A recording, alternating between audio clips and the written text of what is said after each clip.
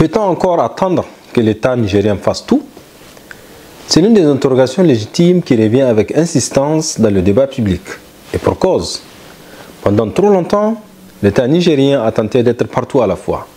Éducation, santé, infrastructure, sécurité, etc. Résultat, les citoyens se sont habitués à attendre tout ou presque de lui au risque de sombrer dans une certaine passivité.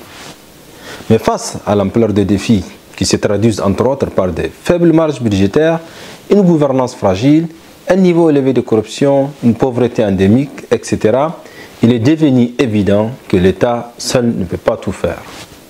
Depuis quelques mois, voire quelques années, une lueur d'espoir se dessine, celle d'une jeunesse qui refuse d'être spectatrice.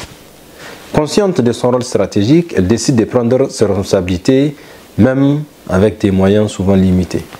L'exemple de Naz Pinky, qui a entrepris de paver certaines rues du Niamey, avec naturellement l'aide de certains de ses camarades, pour les rendre praticables, illustre cette volonté de transformer le quotidien de la population, à côté de l'État.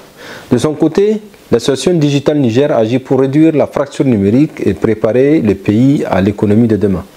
Ces gestes, modestes en apparence, incarnent une révolution silencieuse, celle de l'action citoyenne.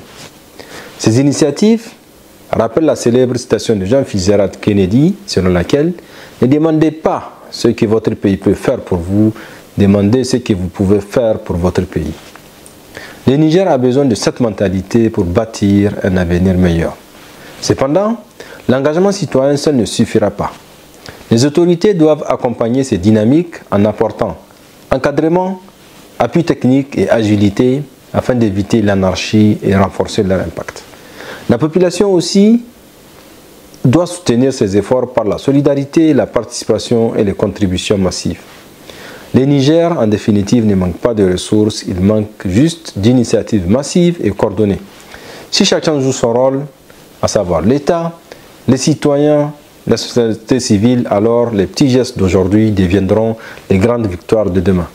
C'est à ce prix que le Niger pourra espérer devenir un grand pays et prospère.